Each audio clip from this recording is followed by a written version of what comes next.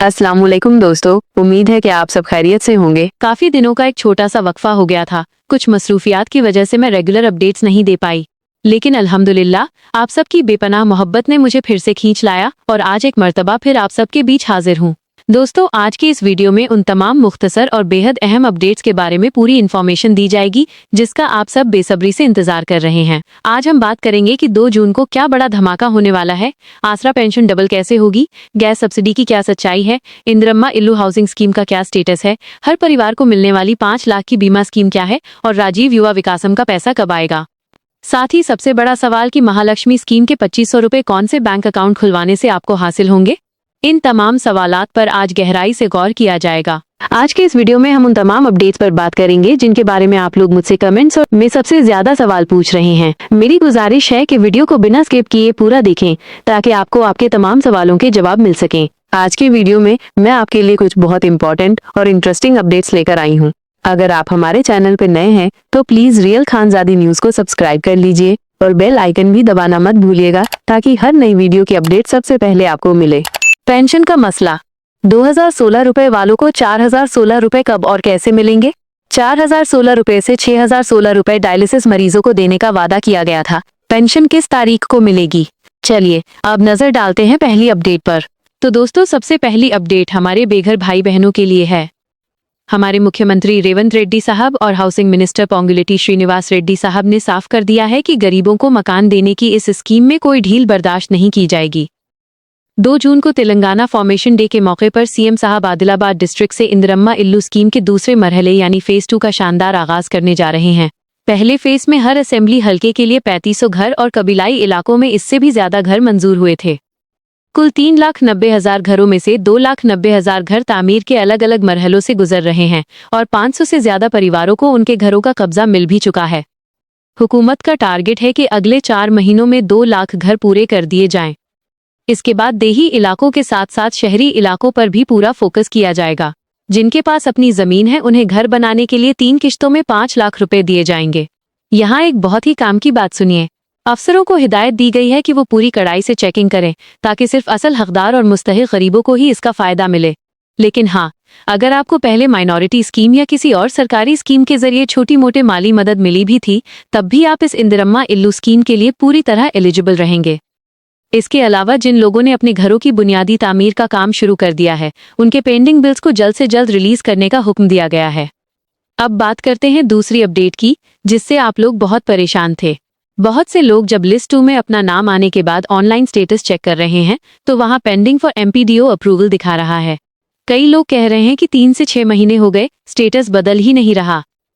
दोस्तों, परेशान होने की या ये सोचने की बिल्कुल जरूरत नहीं है कि आपकी एप्लीकेशन रिजेक्ट हो गई है। एमपीडीओ का मतलब होता है मंडल परिषद डेवलपमेंट ऑफिसर। इसका सीधा सा मतलब ये है कि आपकी फाइल इस वक्त मंडल ऑफिस में है और उस पर वेरिफिकेशन का काम चल रहा है। चूंकि अब जून में सेकेंड फेज शुरू होने वाला है, इसलिए अफसरों पर काम का बोझ ज्यादा है। अगर आप तसल्ली करना चाहते हैं तो अपने स्टेटस का स्क्रीनशॉट और अपने तमाम जरूरी डॉक्यूमेंट्स लेकर सीधे अपने मंडल ऑफिस यानी एमपीडीओ ऑफिस चले जाएं और वहां मालूम कर लें। हैदराबाद के लोग चाहें तो प्रजावाणी के जरिए भी इसकी सीधी इंक्वायरी कर सकते हैं। अब चूंकि हम स्कीम्स की बात कर रहे हैं तो चलिए तीसरी अपडेट पर नजर डालते हैं, जिसके बारे में हमारी खवातीन और बुजुर्ग मुझसे लगातार सवाल पूछ रहे थे। दोस्तों, नए आसरा पेंशन एप्लीकेंट्स के लिए एक बहुत ही हौसला अफजा खबर है। 2 जून से तकरीबन 2 लाख नए मुस्तहिकीन को इस स्कीम का फायदा मिलना शुरू हो जाएगा, जिसमें बुजुर्ग, बेवा बहनें, दिव्यांग और सिंगल वुमेन्स भी शामिल की जा रही हैं। रही बात पेंशन की रकम को डबल करने की, यानी ओल्ड एज पेंशन 2000 से 4000 और दिव्यांग पेंशन 4000 से 6000 करने की, तो हुकूमत इस पर संजीदगी से गौर कर रही है। हालांकि अभी तक इसकी कोई फिक्स तारीख का ऑफिशियल ऐलान नहीं हुआ है। अब बात करते हैं महालक्ष्मी स्कीम के 2500 रुपए की, जिसे लेकर मेरे पास बेतहाशा कमेंट्स और डीएम आ रहे हैं।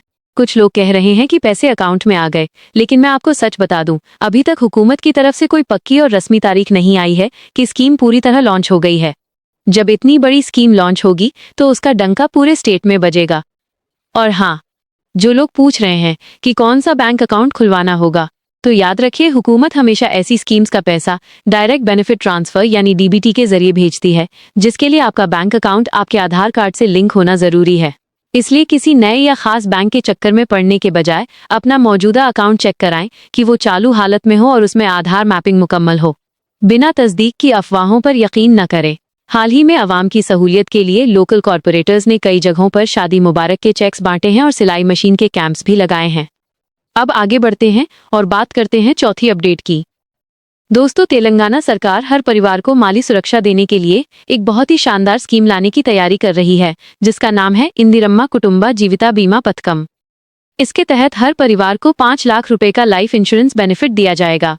इसे सही तरीके से लागू करने के लिए जल्द ही एक कैबिनेट सब कमेटी की मीटिंग बुलाई जा रही है। वहीं दूसरी तरफ हमारे बेरोजगार नौजवानों के लिए जो राजीव युवा विकासम योजना का ऐलान हुआ था, जिसके तहत किराना शॉप या मोबाइल रिपेयरिंग जैसे छोटे बिजनेस के लिए 850 करोड़ रुपए का बजट और 70% से 100% तक की सब्सिडी देने का वादा था, उसमें 2 लाख से ज्यादा माइनॉरिटी युवाओं ने अप्लाई किया था। लेकिन अफसोस की बात यह है कि माइनॉरिटी फाइनेंस कॉर्पोरेशन को 2 सालों में अलाट किए गए 1360 करोड़ रुपए में से सिर्फ 75 करोड़ रुपए ही रिलीज हुए और उसमें से भी सिर्फ 6.5 करोड़ रुपए के आसपास ही इस्तेमाल हो पाए हैं। फंड्स की इस कमी की वजह से हमारे नौजवान अभी भी इस योजना के अमली जामा पहनने का इंतजार कर रहे हैं। हम हुकूमत से अपील करते हैं कि युवाओं के इस हक को जल्द रिलीज किया जाए। अब चलिए तेजी से रुख करते हैं आज की 10 स्पीड न्यूज का और डालते हैं बाकी तमाम बड़ी खबरों पर एक सरसरी नजर। हैदराबाद में एक मीडिया कॉन्क्लेव में सीएम रेवंत रेड्डी साहब ने बड़ा बयान देते हुए कहा कि तेलंगाना में कांग्रेस की हुकूमत साल 2034 तक रहेगी और आने वाले लोकसभा चुनावों में राहुल गांधी ही प्रधानमंत्री के उम्मीदवार होंगे। टीपीसीसी प्रेसिडेंट महेश कुमार गौड़ ने वोटों में भारी धोखाधड़ी का इल्जाम लगाया है। कांग्रेस डेलीगेशन ने मांग की है कि किसी का भी वोट काटने से 7 दिन पहले लिखित नोटिस देना लाजमी किया जाए। Bhagirath POCSO case. एक नाबालिग लड़की के साथ कथित यौन उत्पीड़न के मामले में गिरफ्तार भगीरथ की मुश्किलें बढ़ गई हैं। पुलिस ने कड़े कानून जोड़ दिए हैं और फिलहाल कोर्ट ने उसे 14 दिन की जुडिशियल कस्टडी में जेल भेज दिया है। चंद्रबाबू नायडू का अनोखा ऐलान। आंध्र प्रदेश के सीएम नायडू साहब ने कहा है कि बच्चे ही असली दौलत हैं। उन्होंने ऐलान किया है कि आंध्र में अब तीसरे बच्चे के जन्म पर 30,000 और चौथे बच्चे पर 40,000 रुपए की माली मदद दी जाएगी। Hyderabad Mumbai bullet train. अब हैदराबाद से मुंबई का सफर सिर्फ 3 घंटे में मुकम्मल होगा। 300 किलोमीटर प्रति घंटे की रफ्तार वाले इस 677 किलोमीटर लंबे हाई स्पीड रेल कॉरिडोर की डीपीआर तैयार हो चुकी है। केमिकल वाले आम से सावधान। बाजारों में आम को जल्दी पकाने के लिए खतरनाक कैल्शियम कार्बाइड केमिकल इस्तेमाल किया जा रहा है, जो सेहत के लिए जहर है। ज्यादा चमकते हुए और अजीब बदबू वाले आम खरीदने से बचें। 3 महीने का राशन एक साथ। तपती गर्मी को देखते हुए हुकूमत ने अप्रैल, मई और जून का राशन अप्रैल में ही एक साथ देने का फैसला किया था। मुझे पूरी उम्मीद है कि हमारे सब लोगों ने अपने हक का राशन अप्रैल के महीने में ही ले लिया होगा और साथ ही आप सब ने अब EKYC भी जरूर करवा ली होगी। पेट्रोल डीजल के दाम और वजीर आजम की अपील। रियासत में पेट्रोल और डीजल के दामों में तकरीबन 90 पैसे का इजाफा हुआ है। इसी बीच पेट्रोल, डीजल और गैस के इस्तेमाल को एहतियात के साथ करने की अपील करते हुए वजीर आजम ने कहा कि मुल्क माशी बहरान से गुजर रहा है। फ्यूल का कम इस्तेमाल खर्चों में कमी लाएगा।